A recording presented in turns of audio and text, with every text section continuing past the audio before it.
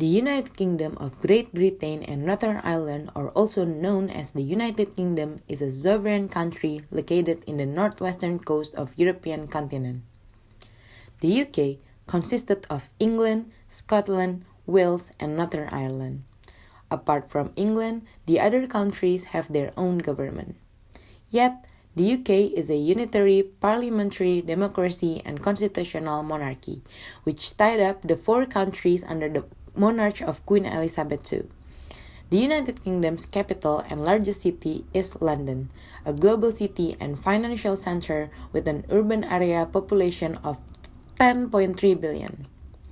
The national anthem of the United Kingdom is God Save the Queen.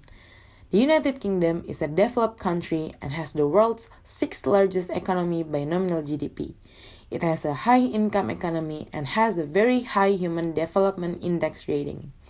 The UK was the world's first industrialized country and the world's foremost power during the 19th and early 20th centuries. The Prime Minister of the United Kingdom is now Boris Johnson, and he is also the leader of the Conservative Party since July 2019. The UK has been an active member of the European Union since its accession in 1973, although it chose to remain outside the Economic and Monetary Union. However, UK citizens on 23rd of June 2016 narrowly voted to leave the European Union. The UK and the EU are currently negotiating the terms of the UK's withdrawal and a framework for their future relationship ahead of the UK's scheduled departure from the bloc on 31 of October 2019. So before I answer your question, let me ask you a question. What is globalization?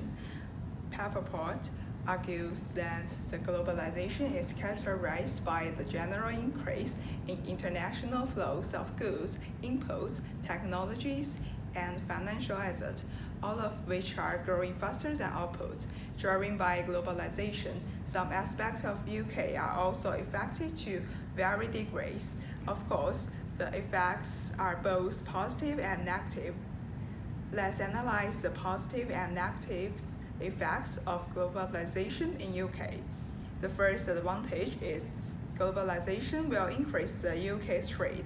Globalization has allowed transferring production offshore. That means focus on higher value and high-skilled activities and access to larger markets. In a larger market, the UK company can play to their specialized advantage. UK firms forced to specialize to hold a comparative advantage, which promote highly qualified workers, innovation, and research.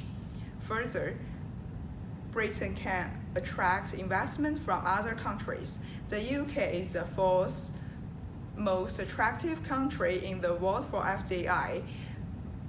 This will undoubtedly promote the development of the British economy at the long term. However, globalization has also brought negative aspects to Britain. As we just mentioned, after globalization, many countries are attracted to Britain to invest in Britain. After globalization, overseas competition led to the decline of British manufacturing because China and India have lower wage economy than Britain. This will cause the UK's unemployment rate of British manufacturing industry to rise. Another problem is that as Britain's population grows, the problem of environmental pollution begins to emerge. From last year to now, the UK's population is increased by 0.58%, and it also leads to the environmental strain, increased demand for land, water, and other sources. Additionally, increased wealth, that means higher consumer demand, such as car ownership, air travel, this all cause air pollution. Overall, the UK under the result of globalization is still a winner. Although Britain's environment is beginning to be bad, the economic development benefits outweigh the disadvantages. So now we'll be moving on to talking about the human and economic development within the UK. I'll firstly be talking about the economic aspects, with Penny talking about the human aspects later on. So in terms of economic development, the United Kingdom is the third largest economy in Europe after Germany and France. The UK is a trading and financial centre that is developed and will become independent from the European Union by the end of October with Brexit. With regards to economic indexes, the gross national income measures the income received by the residents of the United Kingdom, and this was at roughly $41,000 as of 2018. The purchasing power parity, or triple P, adjusts the GNI, and the PPP of the United Kingdom was at average $45,000, as again of 2018. Some other important things firms will want to consider is that private property rights and contracts are also very secure within the UK. The GNI and triple P of the United Kingdom is steadily rising, which may not be cost effective for Australian firms, with wages increasing, and this was something the firms will need to consider. Moving on to the infrastructure within the UK, there has been little investment by the UK in areas of transportation, and is one of the lowest within the G7 countries. The investment on the roads within the UK have not seen much growth, considerably lower than Germany and France, with commuting times and congestion at a higher level. However, regarding the rail system within the UK, it is at cutting-edge technology, receiving significant investment, with passenger traffic reported to have increased by 15% between 2018 and 2019, and contributing to 3.5% of the overall GDP. Australian firms will need to consider how they transport goods or how they transport around the UK, with rail being the predominant form of transport connecting the UK with neighbouring countries. The location inside the UK the firm want to establish may also be affected by the congestion if positioned within a central city district. In contrast, the United Kingdom has large amounts of natural resources that may be beneficial for any type of Australian firm. Firstly, the United Kingdom have large amounts of land, being the 78th largest in terms of area. They currently have a strong agricultural business, with 1.5% of the country's workforce being a part of this agriculture and related activities. Furthermore, the United Kingdom has a history in minerals such as tin, copper and iron, and continue to produce these minerals. The country continues to import iron into countries such as the US and Australia. The domestic oil industry is also strong, with the production of 1.42 million barrels produced in 2014 alone. It is evident that the UK have strong natural endowments, which present multiple opportunities for Australian firms to have local advantage. Lastly, I'll be talking about how the UK's economy is about to be significantly influenced by the decision to leave the European Union, which is called Brexit, at the end of October. Brexit will lead to a significant change in the UK's relationship with other European countries, and could reopen the opportunity to negotiate trade deals directly with non-EU countries. This could have both positive and negative implications for the UK economy. The UK has one of the world's most efficient business and investment environments, and will now be open to be expanded into global trade relationships with other countries. In comparison, this could be negative for small domestic businesses that may be impacted by Brexit, as large corporations will now be looking to be resourcing and manufacturing from countries that may be cheaper and better for their company. In comparison, for potential Australian firms, this is positive, as they will be able to trade without multiple barriers within the UK, and again having a local advantage, which may put them ahead of competitors. I'll be now handing it over to Penny, who will be talking about the human development within the UK and how this is important for Australian firms.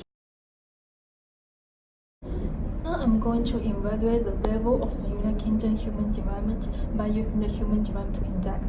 The UNDP proposed the HDI measurement, which comprises three key elements, including life expectancy at birth, which can be improved by increasing life standards, improving lifestyle, and heightening quality medical services. Secondly, the education measured by both average schooling year for adults and expected years of schooling for children. Finally, the standard of living calculated by gross national income per capita. In 2017, the result of UK's HDI is 0.92 out of 1, higher than the world average of 0.728. The relevant data include The score of life expectancy at birth, except year of schooling, mid-year of schooling, and the GNI per capita, indicate that the UK is a developed country with higher human development level compared to the average score of the world standard. Next, I will further explain how human development matter to an Australian firm focused on education and the life expectancy aspect, as the gross national income per capita already been discussed in economic development. According to the research of Harris, collaboration with higher education institutions has a significantly positive impact on the total factor productivity for corporate in the UK. In general, foreign-owned company which cooperate with HEI will 36.5% more productive based on data. As a country with higher education level above the global average, establish a presence in the UK can benefit Australia more for processing, upgrading, and product innovation, thus result in adding value to company profit. However, the positive impact is varied according to the type of industry and company ownership. Therefore, Australia Food can prudently think ahead for headquarter location and assume whether the collaboration with HEI can bring this benefit from local educated labor for the company, which lead to a more comprehensive analysis before making the overall marketing expansion decision. The increasing life expectancy and the declining birth rate have led to an aging problem in the UK. The study showed that the aging population would lead to the change in age distribution of population as well as increasing in population. Therefore, the change of consumer characteristics such as age and family composition in the UK can be affected, leading to a rise in demand across most expenditure categories. Furthermore, the expansion of demand for commodities will lead to an increase in production. Consequently, evaluation about the trend of human development of the UK provide significant guide value to Australian firms, which enable Australian firms to adjust marketing and advertising strategies for an aging population based on forecast. Increasing the amount of production has increased the profit earned. In summary, compared with economic development, human development is of greater significance to Australian firms considering establishing a presence in the UK. Due to the high level of human development in the UK, Australian company can be provided with better innovative talent while taking into account the consumer factor. The United Kingdom has a substantial impact towards Australia's establishment as a nation. In 1901, after 100 years of colonization, the British finally gave Australia the status of the dominion under the British Empire. According to the historical background between both countries, Australia is firmly attached of the British culture. Ronan and Shankar explain the phenomena in their theory of cultural cluster and their underlying dimension. The spread of a culture may be attributed to the colonization and immigration. For over 100 years, UK has been the primary resource of immigrants to Australia. This has an impact toward the language and religion developed in the country. Australia and UK categorize both as the Anglo, which means English is the most spoken language in the country. The religion embraced by the people is also similar. Both in UK and Australia, Christian is the majority religion. The UK and Australia has a strong political linkage where the two countries share a monarch under the Queen Elizabeth II. Arthur Balfour, the former British Prime Minister in 1901, stated that Australia is a self-governing behavior, which means they are autonomous communities within the British Empire, but they are equal in status and in no way subordinate in one to another. Since the Queen's Minister in Australia is represented by a Governor-General, the social structure here in Australia is less visible than it is in the UK. Although they are both considered as constitutional monarchy, the Queen's presence in the UK is somehow shows there is a distinguishable social status between the royal family and the people. This is different from Australia, where there is no visible distinction between one and another. Based on Hofstede's analysis of cultural elements for Australia and the United Kingdoms, the result shows that both countries have many similarities.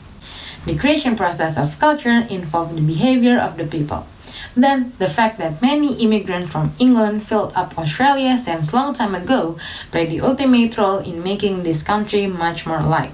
According to recent research about the relevancy of Hofstede's research 45 years ago and now, as countries have moved along the same path, and the difference made is staying more or less the same. An implication of this is that there's a stability of the cultural distance between the countries on average. Hofstede's score shows both Australia and United Kingdom's people believe in equality, they are highly individualist, they much more believe in success, things and money as the main role of the people, and they promote high quality of life. While Australian tends to be a short-oriented people, the UK is much more concerned with their future. They encourage thrift and efforts to prepare what might happen in their future. Yet, the UK are more comfortable with uncertainty rather than Australian. The UK's are not detail-oriented. The end goal is visible, but they are muddled through the process, which make it fluid and flexible for the emerging environment to change. In conclusion, Australia and the United Kingdom has only slight cultural distance. This is because the strong influence of the British since colonization and still remain through the political attachment between both countries. Comparative advantage. Comparative advantage is an economic item that a country possesses when it can produce a good at a lower opportunity cost or more efficiently than another country producing the same good. This is different to absolute advantage, however, which is when a firm or country is able to produce more of a good with less input or costs compared to other firms or countries.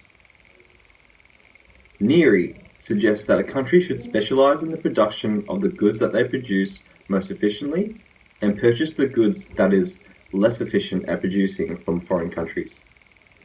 This means that a country would still be better off purchasing goods from another country even if they are able to produce the same good more efficiently at home. Now, I'll be explaining to you what the UK has a comparative advantage in and therefore should specialise in. The publishing industry is an area of strength for the UK. The UK is home to large publishing firms such as Penguin, Random House, Hachette and HarperCollins, accounting for £409 million, £287.9 million and £132.3 million in sales value, respectively.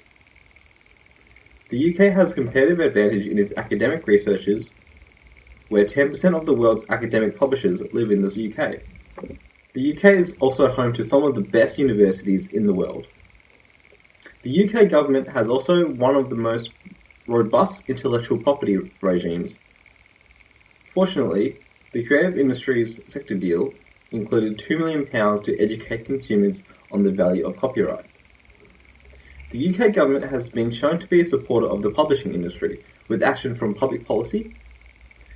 In the UK's industrial strategy, the government is increasing research and development spending to 3% of GDP, which would put UK in the top quartile of OECD countries.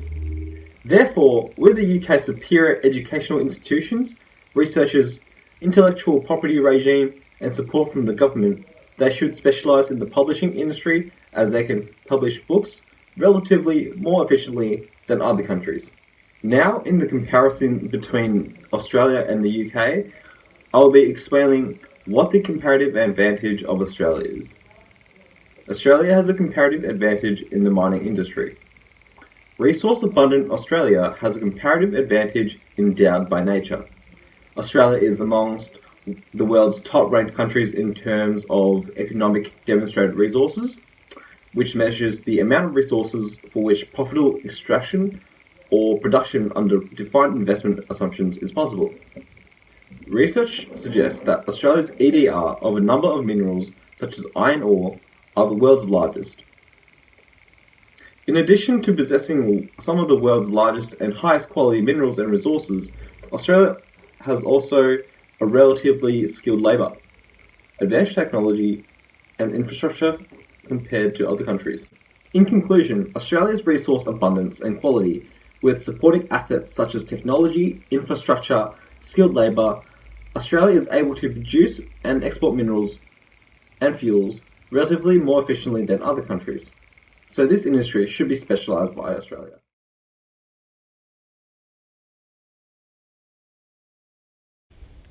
So, the overall conclusion is that globalization has a good impact towards the United Kingdom. High income and high human development index rating has made the United Kingdom to be attractive for Australian firms to establish a presence there. Australian companies can be provided with better innovative talents while taking into account the consumer factor. Another advantage for Australia is the slight difference in the cultural distance between Australia and the UK. Australia will adapt more quickly in the UK than in other countries. The UK's comparative advantage is in the publishing industry, while Australia has a comparative advantage in the mining industry. With the supporting assets such as technology, infrastructure, and skilled labor, Australia is able to produce and export minerals and fuels relatively more efficiently than the United Kingdom and other countries.